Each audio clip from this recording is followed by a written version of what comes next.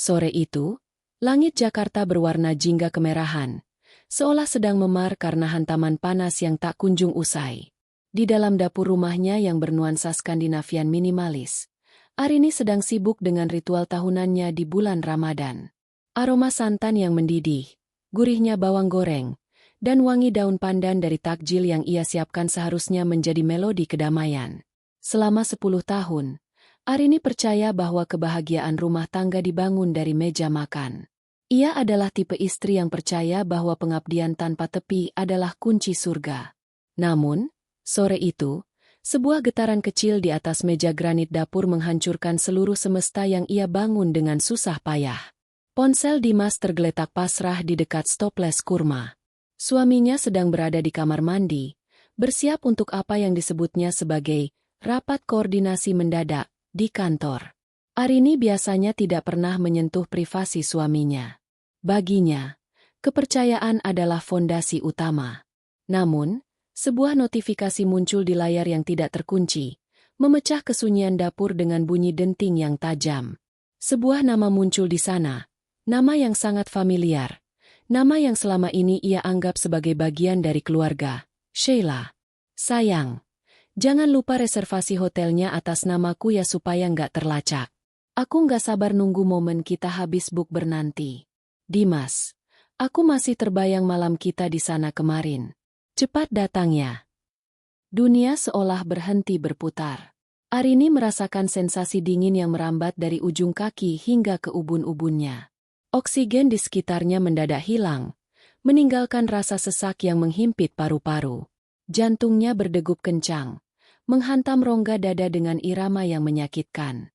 Sheila, sahabat karibnya sejak masa putih abu-abu, wanita yang bulan lalu baru saja duduk di kursi meja makan ini, menangis di bahu Arini sambil mengeluh betapa sulitnya mencari pria yang tulus.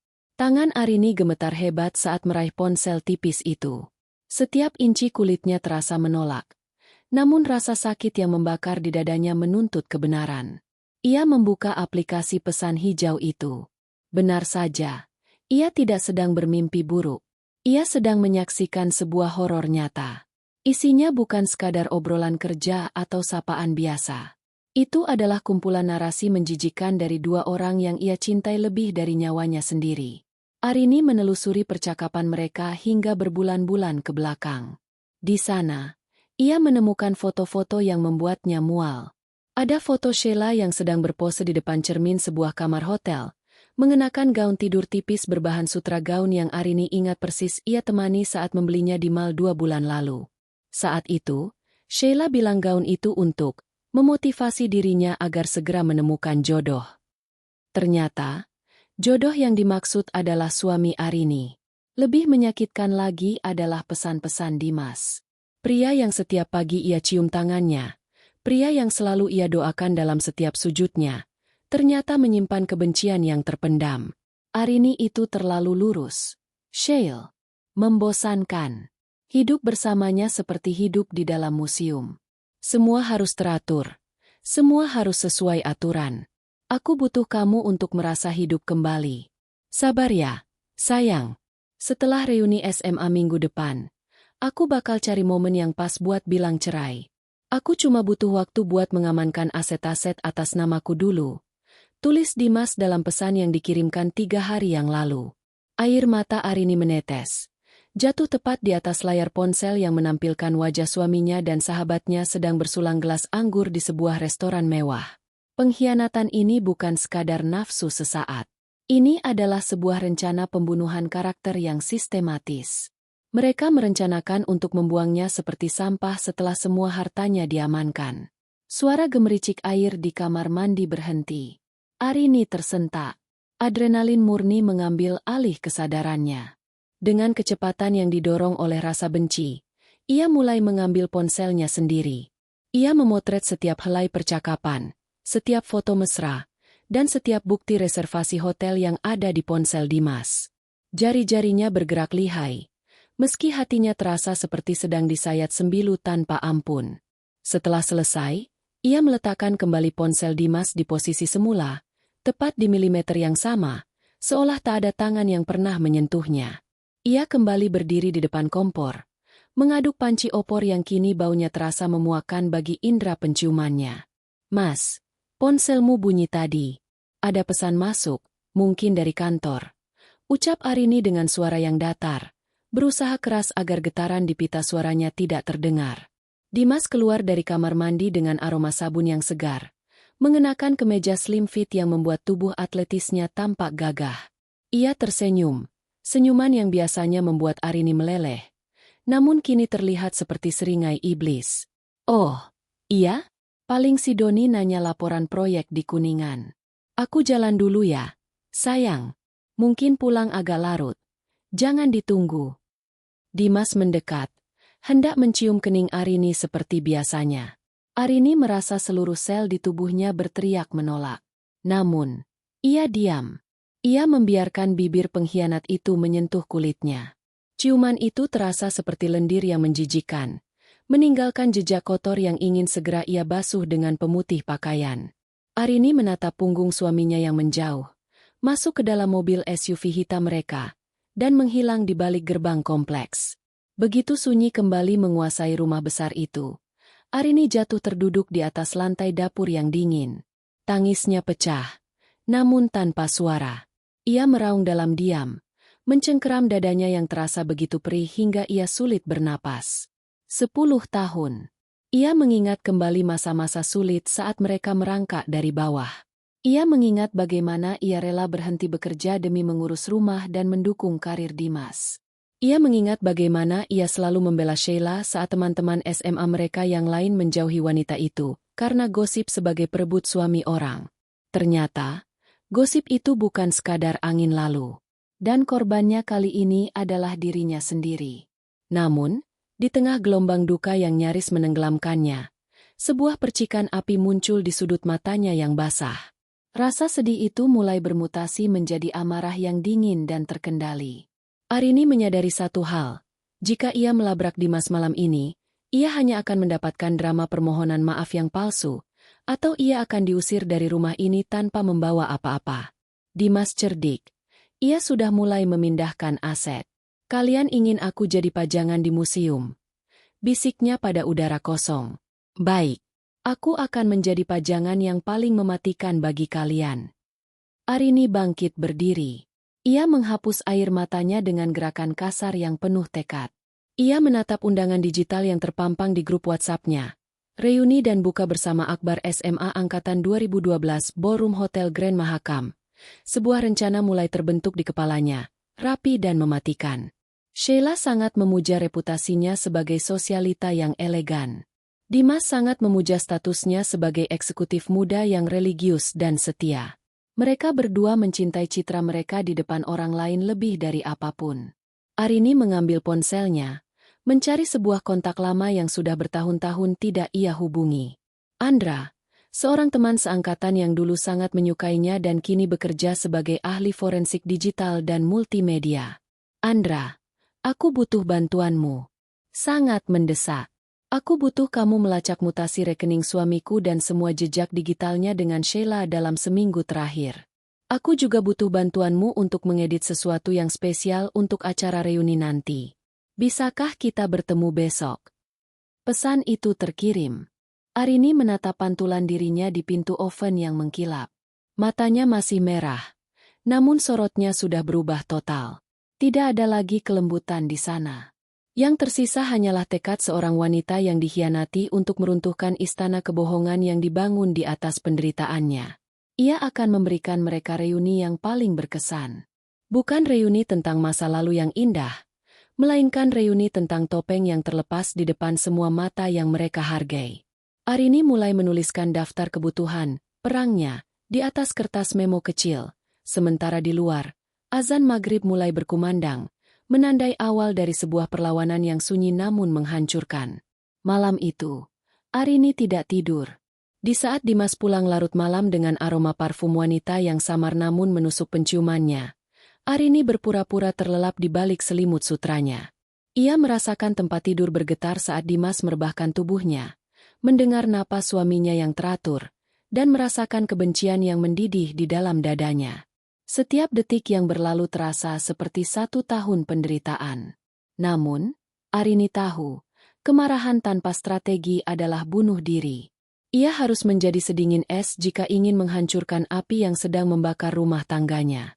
Keesokan harinya, setelah memastikan Dimas berangkat ke kantor dengan bekal senyuman manis, istri penurut, yang dipaksakan, Arini memacu mobilnya menuju sebuah kafe kecil di sudut Jakarta Selatan yang jarang dikunjungi orang. Di sana, seorang pria berkacamata dengan jaket hoodie gelap sudah menunggunya. Andra, teman masa SMA yang dulu pernah menyatakan cinta padanya namun ditolak karena Arini lebih memilih Dimas sang bintang sekolah. Arini, kamu tampak berbeda, sapa Andra. Matanya menyipit melihat raut wajah Arini yang pucat namun memiliki tatapan mata yang setajam silet. Arini duduk tanpa basa-basi. Ia meletakkan ponselnya di atas meja. Aku tidak punya banyak waktu. Andra, aku butuh kamu menguliti hidup Dimas dan Sheila. Semuanya. Mutasi rekening, jejak lokasi GPS mereka dalam 1 tahun terakhir, dan kalau bisa, akses ke rekaman CCTV di apartemen atau hotel yang sering mereka kunjungi. Andra terdiam sejenak, menyesap kopinya dengan perlahan. Kamu yakin dengan ini? Begitu kotak ini dibuka, tidak ada jalan kembali, RI. Jalan kembaliku sudah dibakar oleh mereka. Andra, aku hanya ingin memastikan mereka tidak punya tempat untuk lari saat aku meledakkan semuanya di reuni nanti. Jawab Arini dengan suara yang bergetar namun penuh tekad. Andra mengangguk. Ia membuka laptopnya. Jemarinya mulai menari di atas papan ketik dengan kecepatan yang mengagumkan. Beri aku akses ke akun cloud ponselmu yang sudah kamu sinkronkan dengan miliknya semalam. Aku akan mulai dari sana. Selama 3 jam berikutnya, Arini menyaksikan dunianya hancur untuk kedua kalinya. Namun kali ini melalui angka-angka dan data digital. Andra berhasil menembus lapisan keamanan rekening bank rahasia milik Dimas. Arini menutup mulutnya dengan tangan saat melihat aliran dana yang masuk ke rekening Sheila setiap tanggal 25 tepat sehari setelah Dimas memberikan uang belanja padanya. Jumlahnya fantastis. Uang yang seharusnya menjadi tabungan pendidikan anak mereka kelak, atau dana darurat keluarga, ternyata mengalir untuk membiayai gaya hidup mewah Sheila, tas desainer, cicilan apartemen, hingga biaya liburan ke Bali yang katanya perjalanan dinas bagi Dimas. Lihat ini. RI. Andra mengarahkan layar laptop ke arahnya. Mereka tidak hanya berselingkuh. Dimas sudah mendaftarkan Sheila sebagai istri di beberapa akun keanggotaan hotel dan asuransi swasta. Dia sedang membangun hidup paralel. Jika kamu tidak tahu sekarang, mungkin dalam 6 bulan, rumah yang kamu tempati ini sudah berpindah tangan atas nama Sheila. Darah Arini mendidih. Sheila, wanita yang selalu meminjam uang padanya saat masa-masa sulit, wanita yang selalu memuji kebaikan hatinya, ternyata sedang merancang kemiskinannya. Andra kemudian menunjukkan sesuatu yang lebih mengerikan. Sebuah folder tersembunyi berisi rekaman video pendek dari kamera dashboard mobil Dimas. Dalam video itu, terlihat Dimas dan Sheila sedang tertawa terbahak-bahak, menghina Arini yang mereka sebut sebagai pajangan rumah yang membosankan. Dia itu cuma sisa masa lalu. Sheila, aku bersamanya cuma karena kasihan dan butuh pelayan di rumah. Kamu itu masa depanku. Suara Dimas di rekaman itu terdengar begitu jelas, begitu nyata, hingga Arini merasa ingin muntah di tempat itu juga. Andra, suara Arini terdengar sangat rendah, hampir seperti bisikan maut.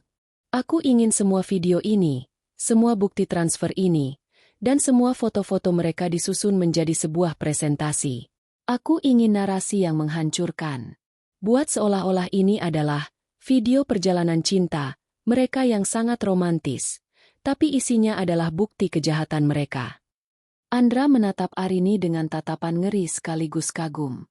Kamu mau menayangkannya di layar besar hotel saat reuni? Persis, jawab Arini.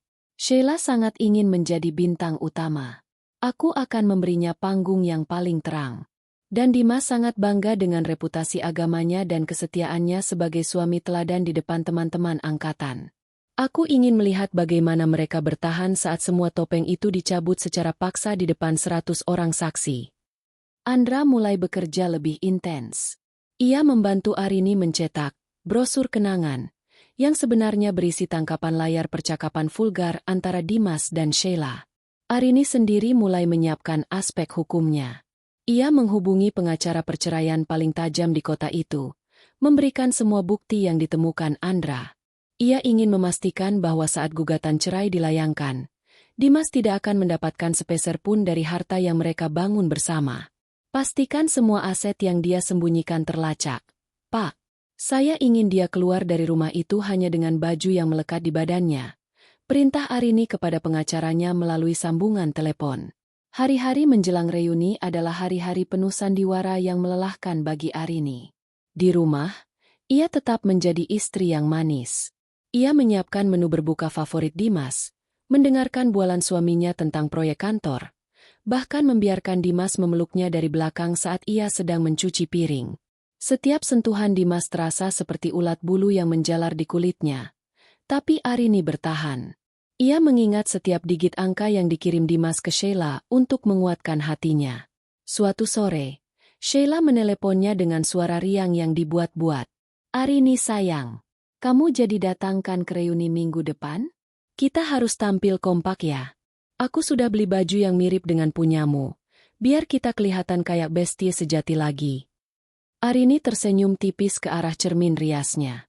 "Tentu, Sheila. Aku sudah menyiapkan sesuatu yang sangat spesial untukmu. Sesuatu yang akan membuat semua orang ingat siapa kamu sebenarnya." "Au, kamu manis banget sih, Ri. Nggak sabar ketemu." Setelah menutup telepon, Arini menatap gaun hitam yang baru saja ia beli. Gaun itu sederhana namun memancarkan aura otoritas. Di meja kerjanya, sebuah flash disk perak tergeletak hasil kerja keras Andra selama seminggu terakhir. Isinya adalah bom yang akan meluluhlantakkan kehidupan dua pengkhianat itu. Arini tidak lagi merasa sedih. Rasa sakitnya telah mengkristal menjadi senjata yang dingin. Ia telah mengumpulkan setiap butir amunisi, memetakan setiap titik kelemahan musuhnya, dan menyiapkan jaring yang tidak akan bisa mereka tembus. Reuni SMA itu bukan lagi sekadar ajang bernostalgia baginya. Itu adalah medan eksekusi. Malam sebelum hari H, Arini duduk sendirian di ruang tamu yang gelap, menatap foto pernikahannya dengan Dimas yang tergantung besar di dinding. Ia teringat janji suci yang diucapkan pria itu 10 tahun lalu. Janji yang kini tak lebih dari sampah digital di dalam laptop Andra. Dengan gerakan perlahan, Arini membalik bingkai foto itu hingga menghadap ke dinding. "Besok, Dimas. Besok, Sheila. Besok adalah hari di mana kalian akan berharap tidak pernah mengenal namaku," bisiknya lirih. Ia kemudian membuka laptopnya, memeriksa draft terakhir video yang dibuat Andra. Video itu dibuka dengan judul yang manis. 10 tahun pengabdian dan sebuah pengkhianatan terindah. Arini tersenyum puas. Ia tahu, setelah malam besok, namanya akan menjadi legenda di antara teman-teman SMA-nya, bukan sebagai istri yang malang, tapi sebagai wanita yang mampu membalas dendam dengan keanggunan yang mematikan. Persiapan sudah selesai. Amunisi sudah penuh. Arini menutup laptopnya dengan dentuman pelan, lalu pergi tidur dengan ketenangan yang luar biasa. Ia siap untuk berbuka dengan cara yang paling dramatis dalam hidupnya. Lobi Hotel Grand Mahakam sore itu tampak begitu megah, dipenuhi oleh aroma parfum mahal dan gelak tawa orang-orang yang mencoba memutar kembali waktu ke masa remaja. Di antara kerumunan alumni berseragam batik dan dress code putih emas, Arini melangkah masuk dengan keanggunan yang membekukan. Ia mengenakan gaun sutra berwarna hitam pekat pilihan warna yang kontras dengan tema ceria hari itu. Bagi orang lain, itu mungkin gaya minimalis yang elegan. Namun bagi Arini, itu adalah kain kafan bagi pernikahan yang sedang ia makamkan. Di sampingnya, Dimas berjalan dengan dada membusung. Ia mengenakan kemeja rancangan desainer ternama. Tangannya melingkar posesif di pinggang Arini. Berkali-kali ia menebar senyum kepada kawan lama. Sesekali membisikkan kata-kata manis ke telinga Arini hanya agar terlihat sebagai pasangan paling harmonis di ruangan itu. "Ingat, Ri, bersikap ramah ya. Banyak rekan bisnisku yang juga alumni di sini. Jangan bikin malu," bisik Dimas. Senyumnya tidak luntur namun matanya mengirimkan peringatan dingin. Arini hanya membalas dengan senyuman tipis yang misterius. Tentu, Mas. Aku akan memastikan malam ini sangat berkesan bagi semua orang. Terutama untukmu. Tak lama kemudian, sosok yang ditunggu-tunggu muncul. Sheila berjalan mendekat dengan gaya seorang diva. Ia mengenakan gaun berwarna champagne yang sangat ketat, menonjolkan setiap lekuk tubuhnya yang sengaja dipamerkan. Wajahnya dipoles riasan bold, sangat kontras dengan wajah Arini yang terlihat lebih natural namun tajam. Arini, ya ampun, bestiku. Sheila memekik, lalu menghambur memeluk Arini. Arini merasakan tubuh Sheila menempel padanya. Aroma parfum yang sama dengan yang ia cium di kemeja Dimas beberapa hari lalu kini menyerang indera penciumannya secara langsung. Rasa mual kembali naik ke kerongkongannya. Tapi Arini justru membalas pelukan itu dengan erat seolah mereka adalah dua jiwa yang tak terpisahkan. Kamu cantik sekali, Sheila. Gaun itu, sepertinya aku pernah melihatnya di salah satu katalog hotel mewah, ya? Sindir Arini halus, matanya menatap langsung ke manik mata Sheila. Sheila sempat tersentak, tatapannya goyah sesaat, namun ia segera tertawa renyah. Ah, masa sih? Ini beli di butik langgananku. RI, Mas Dimas. Apa kabar? Wah, makin gagah aja ya suaminya orang. Dimas tertawa. Sebuah tawa yang terdengar sangat menjijikkan di telinga Arini. Bisa saja kamu, Sheila. Ayo, kita duduk. Sebentar lagi azan maghrib. Mereka bertiga duduk di meja bundar nomor 1, tepat di depan panggung utama. Di meja itu juga duduk beberapa teman inti mereka dulu. Andra, yang memberikan kedipan mata rahasia kepada Arini. Maya, yang selalu tahu gosip terbaru. Dan beberapa teman lain yang sibuk membanggakan pencapaian karir mereka. Sepanjang menunggu waktu berbuka, sandiwara itu berjalan dengan sangat rapi. Sheila dengan lihainya memainkan peran sebagai sahabat yang suportif. Ia mengambilkan tisu untuk Arini, memuji keharmonisan rumah tangga Arini, bahkan berani menyentuh lengan Dimas dengan dalih, menghilangkan debu di bahu pria itu. Kalian tahu nggak? Sheila mulai berbicara dengan suara yang cukup keras agar didengar meja sebelah. Aku tuh iri banget sama Arini. Dimas ini tipe suami yang sudah punah. Setia, mapan, dan sangat menjaga perasaan istri. Kalau aku jadi Arini, aku nggak akan sanggup kalau ada perempuan lain yang mendekati Dimas. Teman-teman di meja itu bersorak, mengiyakan pernyataan Sheila. Iya, RI. Kalian tuh couple goals banget dari SMA sampai sekarang. Arini menyesap teh hangatnya pelan saat azan maghrib berkumandang. Ia menatap Dimas yang sedang menyuapkan kurma ke mulutnya. Lalu beralih menatap Sheila yang sedang tersenyum penuh kemenangan di balik gelas es buahnya. Di bawah meja, Arini bisa melihat kaki Sheila sesekali bersentuhan dengan sepatu mahal Dimas. Mereka sedang merayakan pengkhianatan ini tepat di bawah hidungnya. Merasa bahwa Arini adalah wanita bodoh yang bisa mereka kelabuhi selamanya. Terima kasih atas pujiannya, Sheila. Ucap Arini setelah menelan kurmanya. Memang benar, Dimas itu suami yang sangat dermawan. Dia bahkan sering berbagi apa yang dia punya dengan orang yang paling dekat denganku. Iya kan, Mas? Dimas tersedak kecil. Ia meraih gelas air putih dengan cepat. Apa sih, RI? Jangan bahas yang enggak-enggak di sini. Loh, ini kan pujian, Mas. Sahut Arini tenang. Oh iya, Sheila, bagaimana apartemen barumu? Kudengar lokasinya sangat strategis. Dekat dengan jalur yang sering dilewati Dimas saat pulang kantor. Kebetulan sekali, ya. Warna wajah Sheila berubah seketika menjadi sedikit pucat. Namun ia segera menormalkan ekspresinya. Ah, itu hadiah dari orang tuaku, RI. Biasalah, investasi masa depan. Maya, yang duduk di sebelah Sheila, mulai menatap curiga. Bukannya orang tuamu di kampung lagi ada masalah keuangannya? Sheila, bulan lalu kamu bilang mau pinjam uang ke aku.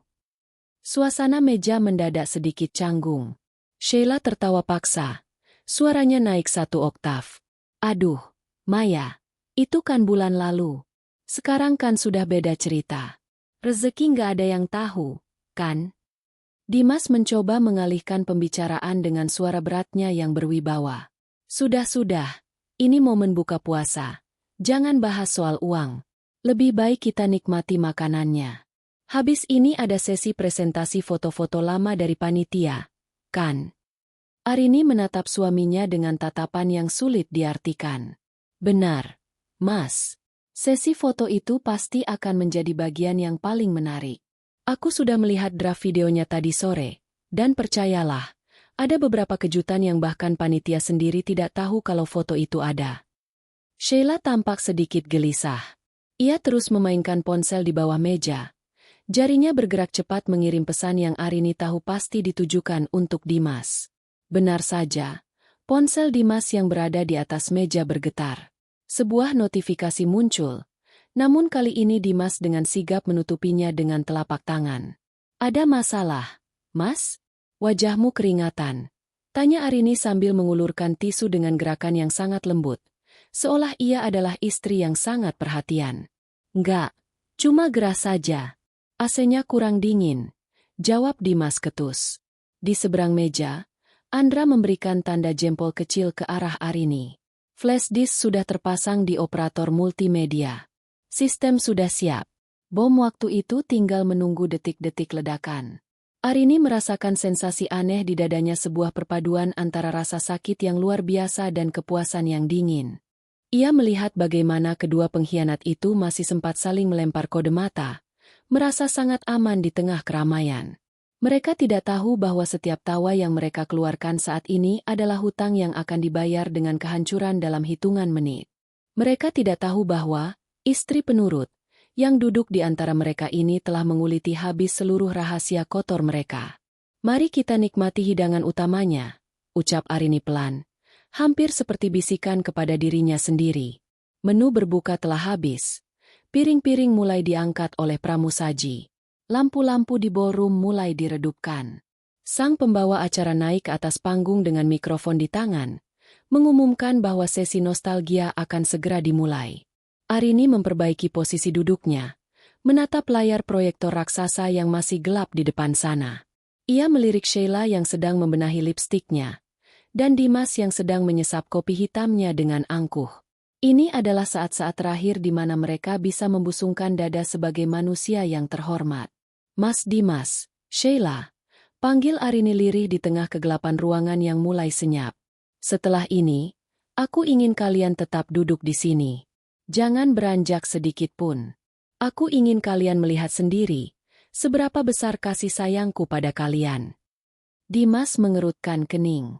Kamu bicara apa sih, RI? Namun, sebelum Dimas bisa protes lebih jauh, layar proyektor itu menyala. Musik nostalgis SMA mulai terdengar, tapi di detik kelima, suara musik itu terdistorsi menjadi suara desahan dan percakapan rahasia yang direkam dari sebuah kamar hotel. Wajah Arini diterangi oleh cahaya layar, menyunggingkan senyum paling mengerikan yang pernah dilihat oleh siapapun yang mengenalnya. Drama yang sesungguhnya baru saja dimulai. Lampu-lampu ballroom yang meredup menciptakan atmosfer yang intim sekaligus mencekam bagi Arini. Di layar proyektor, foto-foto masa SMA mulai bergulir. Ada foto mereka saat masih memakai seragam putih abu-abu, foto saat berkemah di kaki gunung, dan foto kelulusan yang penuh dengan coretan spidol. Teman-teman di sekitar meja mulai bersorak, tertawa melihat betapa lugunya mereka satu dekade silam. Namun, bagi Arini, setiap foto itu adalah pengingat betapa lamanya ia telah memelihara ular di dalam rumahnya sendiri. Di tengah kebisingan itu, Arini tetap tenang. Ia meraih segelas air putih, menyesapnya sedikit, lalu menoleh ke arah Sheila yang duduk tepat di sebelah kirinya. Sheila, panggil Arini pelan. Suaranya hampir tenggelam di antara gelak tawa teman-temannya. Ingat tidak, waktu kelas 2 SMA kita pernah janji di kantin? Kita bilang, siapapun yang menikah duluan, yang lain harus jadi pelindung rumah tangganya. Kamu masih ingat? Sheila sedikit terperanjat. Ia menghentikan aktivitas jarinya yang sedari tadi sibuk mengusap layar ponsel di bawah meja. Ia menatap Arini dengan tatapan yang sedikit ragu, lalu tersenyum lebar, sebuah senyuman yang kini terlihat begitu plastik di mata Arini. Tentu saja ingat, RI. Dan lihat sekarang, aku benar-benar jadi pelindungmu, kan? Aku selalu ada kalau kamu butuh teman curhat soal Dimas. Arini mengangguk pelan. Kepalanya miring sedikit seolah sedang mempertimbangkan sesuatu. Iya, kamu benar. Kamu memang selalu ada. Bahkan di tempat-tempat yang tidak seharusnya kamu ada. Jantung Sheila seolah berhenti berdetak sesaat. Ia tertawa canggung. Matanya melirik ke arah Dimas yang berada di sisi lain Arini. Dimas sendiri tampak tidak nyaman. Ia terus-menerus melonggarkan kerah kemejanya yang sebenarnya sudah cukup longgar. Maksudmu apa sih, RI? Kamu kok bicaranya aneh malam ini? Sahut Dimas, mencoba mengintervensi dengan nada suara yang berwibawa namun menyimpan kecemasan. Aku cuma sedang merenung, Mas, ujar Arini santai. Tadi aku baca sebuah artikel tentang pengkhianatan. Katanya, orang yang paling berbahaya bukanlah musuh yang terang-terangan membenci kita, tapi sahabat yang memeluk kita sambil memegang belati di balik punggungnya. Menarik, ya. Arini kemudian merogoh tas tangannya dan mengeluarkan sebuah kotak perhiasan kecil yang elegan. Ia meletakkannya di atas meja, tepat di depan Sheila. Ini apa, RI? Tanya Sheila, alisnya bertaut. Kado kecil. Tanda terima kasihku karena kamu sudah menjadi sahabat yang luar biasa selama ini. Bukalah, pinta Arini dengan nada mendesak yang sopan. Dengan tangan yang sedikit gemetar, Sheila membuka kotak itu. Di dalamnya bukan berisi kalung emas atau cincin berlian. Di dalamnya terdapat sebuah flash disk berwarna emas dan secari kertas kecil yang berisi tulisan tangan Arini. Untuk sahabat yang selalu berbagi segalanya denganku, termasuk apa yang paling berharga. Wajah Sheila memucat seketika. Ia segera menutup kotak itu kembali. Nafasnya menjadi pendek. RI, ini bukan saat yang tepat buat kasih kado begini. Kita kan lagi acara reuni. Justru ini saat yang paling tepat, Sheila. Karena di acara reuni ini, semua saksi sejarah persahabatan kita ada di sini. Arini mencondongkan tubuhnya ke arah Sheila, membisikkan sesuatu yang hanya bisa didengar oleh mereka berdua. Termasuk saksi saat kamu masuk ke kamar 402 di Hotel Grand Hyatt 2 hari yang lalu pukul 2 siang. Kamu pakai baju hijau yang aku belikan, kan? Sheila membeku. Dunianya seolah runtuh dalam satu kalimat sederhana itu. Ia menoleh ke arah Dimas dengan mata yang membelalak penuh ketakutan. Namun Dimas justru sedang sibuk menghindari tatapan siapapun. Ia menunduk sambil meremas serbet makan di pangkuannya. Arini tidak berhenti di situ. Ia beralih ke suaminya. Ia mengelus punggung tangan Dimas dengan jemarinya yang dingin. Mas, kamu juga punya kado. Tapi kadomu akan ditampilkan di sana. Arini menunjuk ke arah layar proyektor yang masih menampilkan slide foto-foto lama. Aku sudah minta tolong panitia dan Andra untuk menyelipkan beberapa pencapaian terbarumu. Bukankah kamu selalu bilang padaku kalau kamu ingin suksesmu dilihat oleh teman-teman SMA? Dimas menoleh dengan wajah yang penuh amarah yang tertahan. Arini, jangan macam-macam. Apa yang kamu lakukan? Aku hanya melakukan apa yang seharusnya dilakukan oleh seorang istri yang berbakti. Mas, menunjukkan kepada dunia betapa hebatnya suamiku dalam mengelola 2 rumah sekaligus. Balas Arini, kini dengan nada bicara yang tidak lagi disembunyikan. Beberapa teman di meja sebelah mulai menoleh. Merasakan ketegangan yang memancar dari meja nomor 1 itu. Arini berdiri dari kursinya. Ia membawa mikrofon cadangan yang kebetulan diletakkan di meja panitia tak jauh dari tempat duduknya. Ia berjalan perlahan ke sisi panggung, sementara pembawa acara yang asli tampak bingung. Maaf semuanya, interupsi sebentar. Suara Arini menggema di seluruh ballroom. Gelak tawa para alumni perlahan mereda. Semua mata kini tertuju pada wanita berbaju hitam yang berdiri dengan tenang di bawah lampu sorot. Sebelum kita lanjut ke sesi makan malam utama, saya, Arini, istri dari Dimas Satria, ingin memberikan sebuah persembahan khusus untuk 2 orang yang paling berarti dalam hidup saya. Suami tercinta saya, dan sahabat terbaik saya sejak SMA, Sheila Clarissa. Di meja bawah, Sheila tampak ingin segera menghilang dari bumi. Ia menutup wajahnya dengan tas tangan, sementara Dimas mencoba berdiri untuk menghentikan Arini, Namun langkahnya terhenti saat Andra yang entah sejak kapan sudah berada di belakangnya memegang bahu Dimas dengan kuat. "Duduk saja, Dim. Nikmati pertunjukannya," bisik Andra dengan nada yang tak terbantahkan. Arini menatap ke arah kerumunan. Matanya menyapu wajah-wajah yang penuh rasa ingin tahu. "Kita semua di sini untuk bernostalgia tentang masa lalu yang jujur dan indah. Tapi terkadang, masa kini jauh lebih kotor dari yang kita bayangkan. Sheila, kamu selalu bilang ingin memiliki apa yang aku miliki. Dan Mas Dimas, kamu selalu bilang rumah ini terlalu membosankan." Arini memberi kode kepada operator di balik layar. "Jadi, malam ini, di hadapan teman-teman yang menjadi saksi awal kedekatan kita, aku ingin memberikan kalian panggung utama. Mari kita lihat, apakah kalian masih bisa tersenyum setelah ini?" Layar proyektor tiba-tiba berkedip hitam. Musik nostalgia yang tadinya ceria mendadak berhenti total, digantikan oleh kesunyian yang mencekam selama 3 detik. Di layar, muncul sebuah teks putih besar di atas latar belakang hitam. "Reuni kata hati, sebuah pengkhianatan." Tepat setelah teks itu hilang, muncul sebuah rekaman video yang diambil dari sudut tersembunyi. Gambar itu menunjukkan Dimas dan Sheila sedang berada di sebuah lobi hotel, saling berangkulan mesra. Dan yang paling menghancurkan adalah suara mereka yang terekam sangat jelas lewat alat penyadap yang dipasang Andra di mobil Dimas. "Tenang saja, Sheila. Arini itu bodoh. Dia nggak akan pernah tahu kalau uang bulanan yang aku kasih ke dia cuma separuh dari yang aku kasih ke kamu. Setelah reuni ini, aku bakal cari alasan buat talak dia." Seluruh ballroom mendadak riuh dengan suara tarikan napas kaget dan bisikan-bisikan pedas. Arini tetap berdiri tegak, menatap lurus ke arah suaminya yang kini tampak seperti pesakitan yang menunggu hukuman mati. Provokasi halusnya sudah berakhir. Kini, saatnya penghancuran total dimulai. Keheningan di dalam ballroom Hotel Grand Mahakam saat ini bukanlah keheningan yang damai, melainkan jenis keheningan sesak yang biasanya mendahului ledakan besar. Cahaya dari layar proyektor raksasa memantul di wajah ratusan alumni yang kini terpaku. Sendok dan garpu mereka tertahan di udara.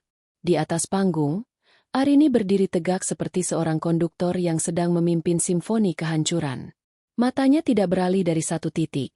Meja nomor 1, di mana Dimas dan Sheila duduk membeku layaknya patung lilin yang mulai meleleh di bawah panas lampu sorot. Video di layar berganti. Bukan lagi sekadar rekaman lobi hotel yang buram, melainkan kompilasi yang disusun sangat rapi oleh Andra. Muncul sebuah foto screenshot percakapan WhatsApp yang diperbesar hingga memenuhi seluruh dinding layar. "Mas, tas Hermes yang kemarin kita lihat di mall sudah aku pesan ya. Pakai kartu kredit yang kamu kasih. Makasih ya sayang. Arini pasti sirik kalau tahu aku punya yang lebih mahal dari dia." Bunyi pesan dari Sheila. Di bawahnya, balasan Dimas muncul dengan efek transisi yang dramatis. "Apapun buat kamu, Sheila. Arini cukup pakai barang diskonan saja. Dia nggak bakal protes. Dia kan cuma pajangan di rumah." Suara desas-desus mulai merayap di penjuru ruangan seperti api yang melahap ilalang kering. Maya, yang duduk di sebelah Sheila, menutup mulutnya dengan tangan. Matanya melotot menatap layar lalu beralih menatap Sheila dengan tatapan jijik. Beberapa teman pria yang tadinya mengagumi kesuksesan Dimas kini saling berbisik sambil menggelengkan kepala. Ini editan. Ini fitnah," teriak Dimas tiba-tiba. Suaranya serak, memecah kesunyian dengan nada keputusasaan yang nyata. Ia mencoba berdiri, tapi kakinya terasa lemas. "Arini, matikan itu sekarang. Kamu sudah gila ya?" Arini tidak bergeming. Ia hanya mengangkat mikrofonnya dengan tenang. "Gila, Mas? Gila itu adalah ketika aku menyiapkan makan malam untukmu setiap hari, sementara kamu sedang menyuapi sahabatku di apartemen yang kubayar dengan uang hasil jerih payah kita bersama. Gila itu adalah ketika aku meminjamkan uang kepada Sheila saat ibunya sakit, tapi uang itu justru kalian pakai untuk check-in di Bali." Layar kembali berganti. Kali ini bukan lagi teks, melainkan video singkat dari kamera dashboard mobil Dimas. Rekaman audio di dalamnya begitu jernih, hingga setiap desahan napas dan tawa meremehkan mereka terdengar ke seluruh penjuru ruangan. "Sheila, kamu tahu nggak apa yang paling lucu? Suara Dimas dalam video itu menggema. Arini selalu tanya kenapa aku sering pulang malam. Aku bilang aku lagi rapat buat masa depan kita. Dia percaya aja, sambil mijitin kakiku. Padahal aku baru aja habis mandi sama kamu. Sheila tertawa di dalam rekaman itu. Tawa yang dulu terdengar sangat akrab dan hangat di telinga Arini, kini terdengar seperti suara iblis. Dia itu terlalu suci, terlalu naif. Makanya enak dibohongin. Di dunia nyata, Sheila mencoba berdiri. Tangannya menutupi wajahnya yang kini merah padam karena malu yang tak tertahankan. Ia mencoba berlari menuju pintu keluar. Namun kerumunan teman-teman SMA-nya seolah membentuk pagar betis yang rapat. Kamera ponsel mulai menyala di mana-mana. Cahaya flash menyambar-nyambar wajah Sheila, mengabadikan kehancurannya. Teman-teman yang tadi memujinya kini melemparkan pandangan yang lebih tajam dari sembilu. Duduk, Sheila. Suara Arini menggelegar melalui pengeras suara, dingin dan tanpa ampun. Acara utamanya belum selesai. Kamu sangat suka perhatian, bukan? Nah, sekarang satu angkatan sedang memperhatikanmu. Nikmatilah. Arini kemudian mengoperasikan tablet di tangannya. Layar proyektor menampilkan dokumen-dokumen legal. Data mutasi rekening bank yang telah diberi lingkaran merah pada setiap transaksi mencurigakan. Totalnya mencapai miliaran rupiah selama 2 tahun terakhir. Penggelapan aset perusahaan keluarga yang dipindahkan ke rekening pribadi atas nama Sheila Clarissa. Bagi kalian yang belum tahu, Arini melanjutkan, suaranya tenang namun penuh otoritas. Suamiku tercinta ini tidak hanya mengkhianati pernikahan kami. Dia juga mengkhianati kepercayaan pemegang saham di perusahaan keluarga kita. Semua bukti transfer ini sudah sampai ke tangan pengacara dan pihak otoritas pagi ini. Dimas jatuh terduduk kembali ke kursinya. Wajahnya pucat pasi, seperti mayat hidup. Ia menyadari bahwa ini bukan sekadar urusan rumah tangga yang bocor. Ini adalah penghancuran total atas karir, reputasi, dan masa depannya. Sheila, yang kini terpojok di dekat meja, mulai menangis histeris. Arini, tolong maafkan aku hilaf. Arini menatap Sheila dari atas panggung dengan tatapan yang sangat datar. Seolah ia sedang melihat serangga yang mengganggu. Hilaf itu satu kali. Sheila, kalau dilakukan selama 2 tahun, itu namanya rencana. Kamu bukan hilaf. Kamu hanya menyesal karena sekarang semua orang tahu siapa kamu sebenarnya. Seorang parasit yang memakan kebahagiaan sahabatnya sendiri.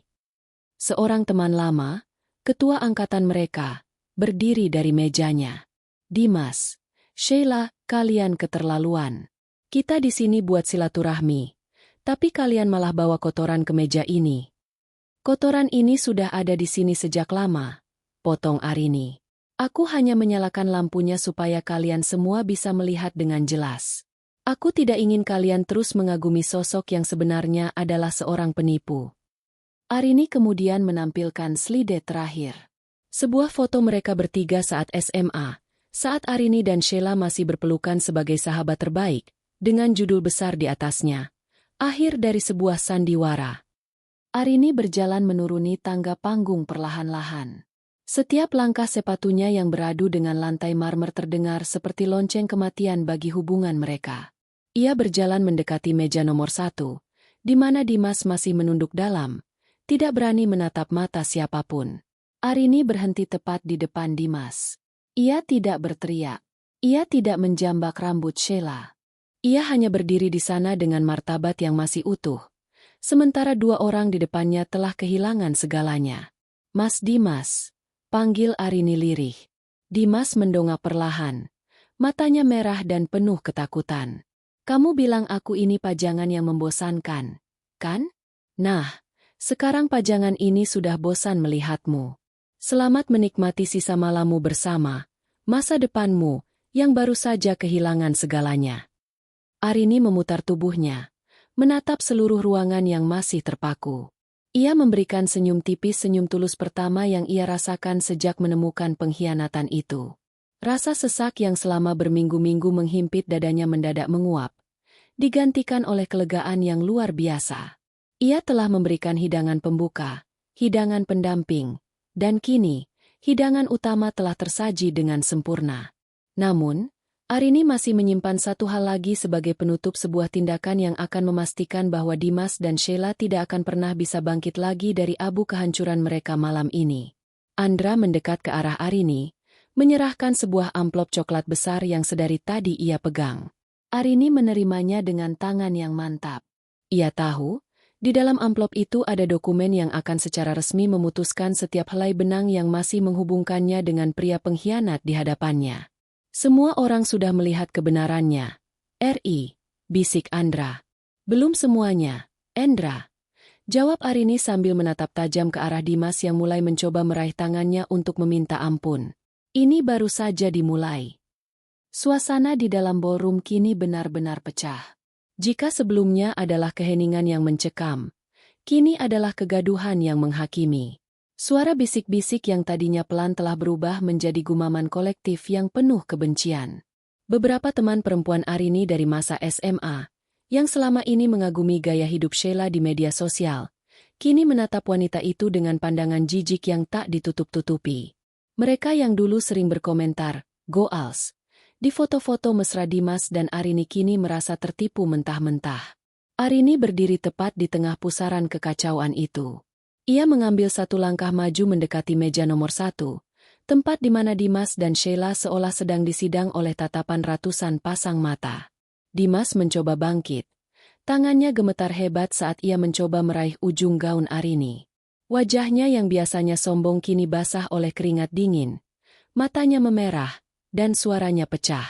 "RI, Arini, tolong dengarkan aku dulu. Kita bicara di rumah, ya? Jangan di sini. Ini memalukan. Aku bisa jelaskan semuanya. Itu hanya kesalahpahaman. Aku dijebak, RI." Suara Dimas meninggi, mencoba mencari sisa-sisa wibawa yang sebenarnya sudah lumat terbakar video tadi. Arini menarik ujung gaunnya dengan gerakan elegan, seolah-olah tangan Dimas adalah noda yang bisa mengotori kain sutranya. Ia kembali menyalakan mikrofon yang sedari tadi ia genggam. Suaranya terdengar sangat stabil, kontras dengan jeritan histeris Sheila yang mulai terdengar di latar belakang. "Dijebak, Mas." Arini tertawa kecil. Tawa yang terdengar sangat menyakitkan bagi siapapun yang mendengarnya. "Apakah hotel yang kamu pesan atas namamu sendiri itu juga menjebakmu? Apakah uang 300 juta yang kamu transfer ke rekening pribadi Sheila minggu lalu itu juga hasil jebakan? Kamu bukan dijebak oleh siapa-siapa, Mas. Kamu hanya terjebak oleh keserakahan dan kebodohanmu sendiri." Arini berpaling ke arah Sheila. Sahabatnya itu kini sudah tidak lagi terlihat seperti diva. Riasannya luntur terkena air mata. Rambutnya acak-adakan karena ia terus menutupi wajahnya dengan tangan. Sheila mencoba meraih tangan Maya, teman di sebelahnya. Namun Maya justru menggeser kursinya dengan kasar. "Sheila," panggil Arini. "Kenapa kamu menunduk? Bukankah kamu selalu ingin berada di posisi ini? Bukankah kamu selalu ingin semua orang melihat betapa hebatnya kamu bisa memikat pria sukses seperti Dimas? Nah, sekarang lihatlah ke sekelilingmu. Semua orang sedang melihatmu. Kenapa kamu tidak tersenyum?" "Cukup, Arini, cukup!" Sheila berteriak histeris. Suaranya melengking menembus kebisingan. "Kamu pikir kamu suci? Kamu sengaja mempermalukan kami di depan semua orang. Kamu jahat, Arini. Jahat." Arini mendekat ke arah Sheila, menundukkan tubuhnya hingga wajah mereka hanya terpaut beberapa sentimeter. Yang jahat adalah wanita yang memakan hidangan di meja makan sahabatnya, lalu berencana mencuri meja makan itu sekaligus rumahnya. Yang jahat adalah wanita yang berpura-pura menangis di bahuku soal nasib malangnya. Padahal dia baru saja bangun dari tempat tidur suamiku. Aku tidak jahat, Sheila. Aku hanya sedang mengembalikan semua hadiah yang kalian berikan padaku selama 2 tahun ini. Arini kemudian menegakkan punggungnya. Ia merogoh amplop coklat besar yang tadi diberikan oleh Andra. Dari dalamnya, ia mengeluarkan beberapa lembar dokumen tebal yang dijilid rapi. Dengan gerakan perlahan, ia meletakkan dokumen itu tepat di atas piring makan Dimas yang masih menyisakan sisa-sisa nasi kebuli. "Ini kado penutup dariku, Mas." Surat gugatan cerai, ucap Arini lantang. Seluruh ruangan kembali terkesiap. Dan bukan cuma itu. Di dalamnya juga ada surat pencabutan seluruh kuasa hukummu atas aset-aset keluarga besarku. Mulai detik ini, kartu kreditmu sudah diblokir. Mobil yang kamu pakai ke sini sudah aku laporkan untuk ditarik kembali karena itu atas nama perusahaanku. Dan besok pagi, tim audit akan masuk ke kantormu untuk memeriksa setiap rupiah yang kamu gelapkan untuk membiayai wanita ini. Dimas terpaku menatap lembaran kertas itu. Ia seolah baru saja dijatuhi hukuman gantung. Tanpa harta, tanpa posisi di perusahaan, dan tanpa nama baik, ia tahu ia bukanlah siapa-siapa. Arini, kamu nggak bisa lakuin ini. Kita sudah 10 tahun. Raung Dimas. 10 tahun yang kamu hargai dengan harga semalam di hotel murah. Mas, balas Arini tajam. 10 tahun itu sudah mati saat kamu pertama kali menyentuh Sheila. Keadaan di ballroom semakin tidak terkendali. Beberapa teman SMA mereka mulai meneriakkan kata-kata hujatan kepada Sheila dan Dimas. Petugas keamanan hotel mulai mendekat karena keributan tersebut. Arini tetap berdiri di sana, menjadi pusat gravitasi dari segala kemarahan yang ada di ruangan itu. Untuk teman-teman semua, Arini berbicara kembali ke arah kerumunan. Maaf jika acara buka puasa kita menjadi sedikit berbeda. Tapi aku percaya, kebenaran tidak pernah datang di waktu yang salah. Terima kasih atas dukungan kalian selama ini. Arini memberikan isyarat kepada Andra. Tiba-tiba, layar proyektor menampilkan dokumen terakhir. Laporan kepolisian atas dugaan penggelapan dana perusahaan. Polisi sudah menunggu di lobi bawah, Mas. Bisik Arini tepat di telinga Dimas yang kini sudah lemas tak berdaya. Mereka akan menjemputmu sekarang. Jadi, silakan nikmati reuni MU yang selanjutnya di kantor polisi. Dimas menatap Arini dengan tatapan tak percaya. Ia tidak menyangka istri yang selama ini ia anggap patung pajangan bisa bertindak sejauh ini, sedingin ini, dan sebersih ini dalam menyusun rencana. Arini telah menutup semua lubang pelarian bagi Dimas dan Sheila. Petugas keamanan hotel bersama 2 orang pria berpakaian sipil yang merupakan petugas kepolisian masuk ke dalam ballroom. Mereka berjalan lurus ke arah meja nomor 1. Saat tangan polisi memegang lengan Dimas untuk membawanya keluar, seluruh alumni SMA berdiri. Tidak ada yang membela. Tidak ada yang bersuara selain cemoohan pelan.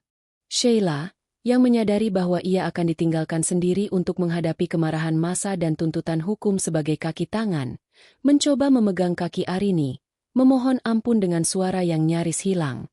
"Eri, tolong, aku nggak punya siapa-siapa lagi, tolong jangan laporin aku juga." Arini menatap Sheila untuk terakhir kalinya. Ia tidak melihat sahabat di sana. Ia tidak melihat manusia. Ia hanya melihat residu dari masa lalu yang harus ia buang. "Kamu punya Dimas, Sheila. Pergilah bersamanya. Bukankah itu yang kalian inginkan selama ini? Untuk bersama selamanya." Arini melepaskan pegangan tangan Sheila dengan satu sentakan kecil yang tegas. Dimas dibawa keluar dengan tangan diborgol yang ditutupi jaket, sementara Sheila mengekor di belakangnya dengan langkah tertatih-tatih di bawah tatapan menghina dari teman-temannya. Saat mereka mencapai pintu keluar, Arini menarik napas panjang. Beban seberat gunung yang selama ini menghimpit dadanya terasa luruh seketika. Ia berbalik, menatap meja-meja yang berantakan dan teman-teman yang masih terpaku. Arini mengambil gelas minumnya, mengangkatnya tinggi-tinggi ke arah kerumunan. "Selamat berbuka puasa, semuanya. Dan selamat menikmati hidup yang baru untuk kita semua," ucapnya dengan suara yang jernih. Kini, panggung sudah kosong. Para pengkhianat sudah diseret keluar menuju kegelapan yang mereka ciptakan sendiri. Namun, Arini tahu, ini barulah awal dari babak baru dalam hidupnya. Ia berjalan keluar dari ballroom melalui pintu yang berbeda, tidak menoleh sedikit pun ke belakang. Ia melangkah menuju cahaya lampu jalanan Jakarta yang terang, merasa lebih hidup daripada 10 tahun terakhir pernikahannya. Malam itu, Jakarta terasa lebih luas bagi Arini. Saat ia melangkah keluar dari lobi Hotel Grand Mahakam, udara malam yang biasanya terasa menyesakan karena polusi dan kemacetan, kini terasa seperti oksigen paling murni yang pernah ia hirup. Ia tidak terburu-buru. Setiap langkah sepatunya di atas lantai marmer yang mengilap terdengar seperti ketukan palu hakim yang baru saja memutus perkara paling berat dalam hidupnya. Di belakangnya, keriuhan reuni itu masih tersisa. Namun ia sudah tidak lagi menjadi bagian dari drama tersebut. Ia telah menyerahkan naskah kehancuran itu kepada para pelakunya. Dan kini ia memilih untuk keluar dari panggung. Di area parkir valet, Arini melihat mobil SUV hitam milik Dimas sedang dipasang segel oleh tim pengacaranya yang sudah menunggu di luar. Ia melihat siluet Dimas yang dimasukkan ke dalam mobil polisi, sementara Sheila terduduk lemas di aspal, menangis terseduh-seduh saat beberapa teman SMA mereka keluar hanya untuk memberikan makian terakhir. Arini tidak berhenti untuk menonton. Baginya, pemandangan itu sudah basi. Ia tidak butuh melihat air mata palsu Sheila atau keputusasaan Dimas untuk merasa menang. Kemenangannya bukan pada kehancuran mereka, melainkan pada keberaniannya untuk melepaskan diri dari racun yang selama ini ia sebut sebagai cinta. Andra berjalan menghampirinya, membawa sebuah kunci mobil lain, mobil kecil milik Arini yang selama ini jarang ia pakai. Andra memberikan senyuman tipis, sebuah tatapan yang mengandung rasa hormat sekaligus keprihatinan. Semua sudah selesai. RI. Rekening rahasia itu sudah dibekukan, dan tim audit akan mulai bekerja besok pagi. Dimas tidak akan bisa menyentuh sepeser pun harta yang bukan haknya, kata Andra pelan. Arini menerima kunci itu. Jemarinya bersentuhan dengan tangan Andra sejenak. Terima kasih, Andra.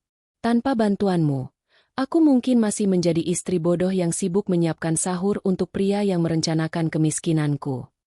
Kamu tidak pernah bodoh, Arini. Kamu hanya terlalu baik untuk orang-orang yang terlalu jahat, balas Andra. Mau aku antar pulang? Kamu tampak lelah. Arini menggeleng perlahan. Matanya menatap lampu-lampu kota yang berkelap-kelip. Tidak, Andra. Aku ingin menyetir sendiri. Aku ingin menikmati jalanan ini tanpa ada suara bohong di kursi sebelahku. Aku ingin pulang ke rumah yang sebentar lagi akan menjadi milikku sepenuhnya, tanpa ada aroma pengkhianatan di dalamnya. Arini masuk ke dalam mobilnya, menyalakan mesin, dan memutar musik klasik dengan volume rendah. Saat ia membelah jalanan Sudirman, ia melihat wajahnya di spion tengah. Matanya tidak lagi sembab. Garis wajahnya tampak tegas, mencerminkan kekuatan yang selama 10 tahun ini ia sembunyikan di balik senyum penurut. Ia menyadari satu hal yang luar biasa. Ia tidak merasa kehilangan. Ia justru merasa baru saja menemukan kembali dirinya yang sempat hilang sejak hari pernikahannya. Esok paginya, berita tentang penggerebekan di acara reuni SMA itu menjadi buah bibir di grup-grup WhatsApp. Foto-foto Dimas yang diborgol dan Sheila yang menangis menjadi konsumsi publik. Namun, Arini tidak memantau satu pun dari itu. Ia menghabiskan pagi pertamanya sebagai wanita merdeka, dengan menyesap kopi hitam di balkon rumahnya, menatap taman yang kini tampak lebih hijau. Teleponnya berdering berkali-kali. Keluarga Dimas mencoba menghubunginya, memohon agar Arini mencabut laporan polisi dengan dalih, menjaga nama baik keluarga. Arini hanya menjawab satu pesan singkat kepada ibu mertuanya. Nama baik keluarga sudah dihancurkan oleh putra ibu sejak dia membawa wanita lain ke tempat tidur yang aku rapikan setiap hari. Jangan cari aku lagi. Setelah itu, ia memblokir semua nomor yang berkaitan dengan masa lalunya. 2 minggu kemudian, di sebuah kafe yang tenang, Arini bertemu dengan pengacaranya untuk menandatangani berkas terakhir. Dokumen itu bukan hanya sekadar surat cerai, tapi juga bukti pengalihan aset perusahaan yang telah ia selamatkan. Dimas kini menghadapi tuntutan penjara minimal 5 tahun atas penggelapan dana. Sementara Sheila yang ternyata terbukti ikut menikmati hasil penggelapan tersebut harus menghadapi tuntutan hukum sebagai kaki tangan dan terancam kehilangan semua barang mewah yang selama ini ia pamerkan. Dimas ingin bertemu denganmu, Bu Arini. Dia bilang dia sangat menyesal dan ingin meminta maaf secara langsung di tahanan, kata sang pengacara. Arini menutup pulpennya dengan bunyi klik yang mantap. Sampaikan padanya, maafku sudah aku berikan di malam reuni itu. Selebihnya, biarkan hukum yang berbicara. Aku tidak punya ruang lagi di hidupku untuk mendengar suaranya. Keluar dari kantor pengacara, Arini berjalan menuju toko buku. Ia membeli beberapa buku tentang desain interior dan manajemen bisnis. Ia berencana merombak total rumahnya, membuang semua barang yang pernah disentuh Dimas, dan memulai bisnis baru atas namanya sendiri. Ia tidak lagi ingin menjadi pajangan. Ia ingin menjadi pemilik galeri itu sendiri. Bulan Ramadan hampir berakhir. Di malam takbiran, Arini duduk sendirian di ruang tamunya yang kini sudah berubah suasana. Tidak ada lagi foto pernikahan besar di dinding. Sebagai gantinya, ada sebuah lukisan abstrak dengan warna-warna cerah yang melambangkan harapan. Ia mendengar suara takbir berkumandang dari masjid dekat rumahnya, membawa kedamaian yang belum pernah ia rasakan sebelumnya. Ia teringat malam reuni itu. Bagaimana Sheila memohon-mohon dan bagaimana Dimas bersimpuh di kakinya. Di dalam hati, Arini memaafkan mereka bukan karena mereka pantas dimaafkan, tapi karena ia tidak ingin membawa dendam itu ke Hari Raya Idul Fitri. Ia ingin hatinya bersih, bukan dari luka, tapi dari kebencian yang melelahkan. Sebuah pesan masuk ke ponselnya. Dari Andra. Selamat Idul Fitri, Arini. Semoga kemenanganmu tahun ini adalah awal dari kebahagiaan yang tak terbatas. Kalau kamu punya waktu, setelah Lebaran aku ingin mengajakmu melihat pameran seni. Sebagai teman lama, tentu saja. Arini tersenyum tipis. Ia tidak tahu apakah ia siap untuk membuka hati lagi, tapi ia tahu ia siap untuk membuka diri terhadap segala kemungkinan. Ia membalas pesan itu dengan singkat namun hangat. Selamat Lebaran, Endra. Kabari saja waktunya. Aku punya banyak waktu sekarang. Arini meletakkan ponselnya, menutup matanya sejenak, dan menarik napas dalam. Untuk pertama kalinya dalam 10 tahun, ia merasa benar-benar bernapas. Kebebasannya bukan tentang tidak adanya masalah, tapi tentang kemampuannya untuk mengendalikan nasibnya sendiri. Ia telah melewati badai yang paling menghancurkan, dan ia keluar darinya bukan sebagai korban, melainkan sebagai pemenang yang anggun.